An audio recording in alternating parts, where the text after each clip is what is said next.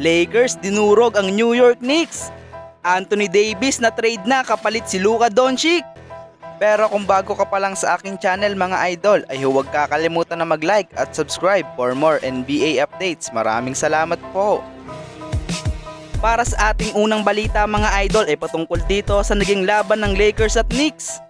Sa Madison Square Garden nga po gaganapin ang laban na ito, na kung saan isang beses nga lang po sa isang taon makakalaro ang Lakers dito. Kaya naman sobrang mahal nga po ng ticket. Ang pinakamurang ticket nga po dito ay nagkakahalaga ng $517 o mahigit kumulang sa 30,000 pesos. Simula ang umpisa hanggang third quarter nga po mga idol ay dikit lang ang laban. Ganado nga po ang Lakers at maganda din ang kanilang depensa. Team effort nga po ang ginagawa nila.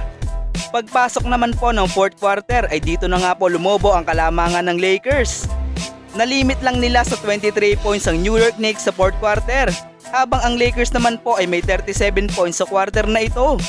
Kaya naman sa huli ay nakuha nga po ng Los Angeles Lakers ang dominant win kontra New York Knicks sa score na 128-112.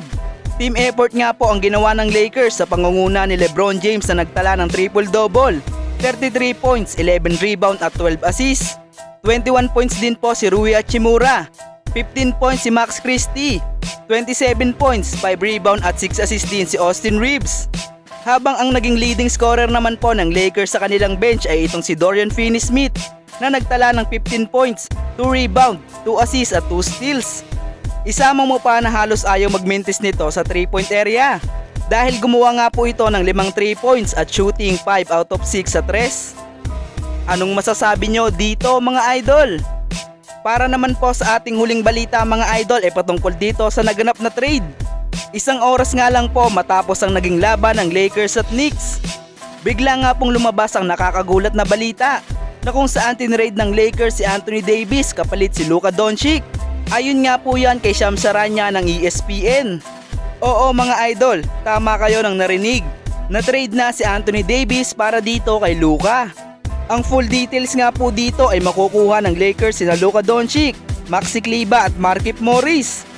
Samantalang mapupunta naman po sa Dallas Mavericks sila Anthony Davis, Max Christie at isang first round pick ng Lakers. Legit to mga idol, kahit ako nagulat sa nangyaring trade na ito.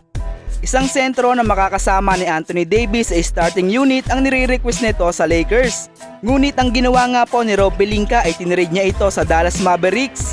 Hindi nga po ito inaasahan ng karamihan sa atin, dahil ang report ay untouchable sa trade ang kanilang dalawang superstar na si LeBron James at Anthony Davis. Pero at least ngayon ay magkakaroon na ng kasamang sentro si Anthony Davis sa Dallas, at ito nga po ay si Dereck Lively. Pinaghahandaan na po siguro ng Lakers ang retirement ni LeBron James dahil si Luka at LBJ nga po ay iisa lang ang laruan. Sigurado ako mga idol ay hindi pa tapos ang Lakers na gumawa ng trade at kukuha pa sila ng mga players bago ang trade deadline sa February 6. Kayo ba mga idol, anong masasabi nyo sa nangyaring trade na ito?